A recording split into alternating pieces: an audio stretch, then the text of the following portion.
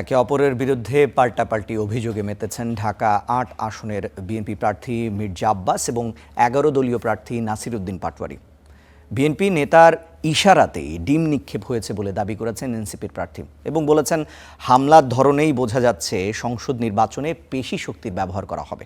তবে অভিযোগ অস্বীকার করে মির্জা আব্বাস বলেছেন চরিত্রে কালি লাগানোর অপচেষ্টা করছেন নাসির উদ্দিন পাটোয়ারি। ডিমকাণ্ডের পর নতুন করে আলোচনায় নাসির উদ্দিন পাটোয়ারি, যেখানে যাচ্ছেন নজর কাটছেন সাধারণ মানুষের। আধুনিক ঢাকা গড়তে তিনি ভোট চাচ্ছেন শাপলাকলি প্রতীকে। বুধবার রাজধানীর কমলাপুর এলাকায় নির্বাচনী প্রচারণায় নামেন ১১ দলীয় জোটের এনসিপি প্রার্থী। এ সময় তার উপর হামলার বিষয়টি উঠে আসলে তিনি এর জন্য দায়ী করেন তারই প্রতিদ্বন্দ্বী প্রার্থী মির্জা আব্বাসকে। বাংলাদেশে যদি ক্রিমিনাল র্যাঙ্কিং করা হয়, বাংলাদেশের সবচেয়ে বড় অন্যতম গডফাদার এবং ক্রিমিনাল নাম্বার 1 হলো মির্জা আব্বাস।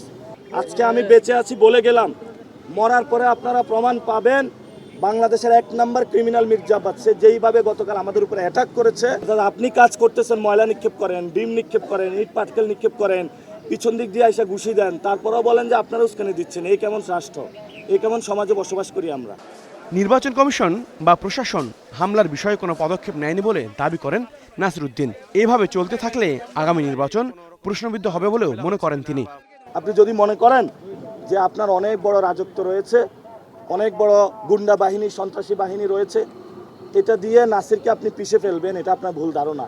ঠিক, কারণ যে একবার মরে গেছে, আমাদের এটা বোনাস লাইফ। আপনি আমাদেরকে কত মারবেন, আমরা 12 তারিখ পর্যন্ত অপেক্ষা করব। এদিকে প্রতিদ্বন্দ্বী প্রার্থীর অভিযোগের জবাবে মির্জা আব্বাস বলেছেন নির্বাচনে জিততে চরিত্রে কালিমালিপনের চেষ্টা করছেন কেউ কেউ। কারো উস্কানিতে পা না দেওয়ারও আহ্বান জানান নেতাকর্মীদের।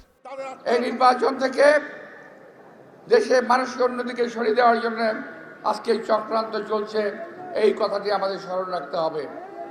যাদের জীবন সম্বন্ধে কোনো অভিজ্ঞতা নাই, তারা দেশ পরিচালনার দায়িত্ব পেয়েছে, তাদের কাছে তাদের নিজের জন্য বলার কিছু নাই, শুধু বিএনপির বিরুদ্ধে কথা বলাই তাদের কাজ। বিএনপিকে জনগণের সামনে অপদস্থ করাই হলো তাদের কাজ। সপ্তাহ দুয়েক পরেই জাতীয় নির্বাচন, কিন্তু ভোটের আগেই এ ধরনের পাল্টাপাল্টি বক্তব্য ও হামলার ঘটনায় উদ্বেগ বাড়ছে ভোটারদের মাঝে। হাবিবুর রহমান অফি, স্টার নিউজ, ঢাকা।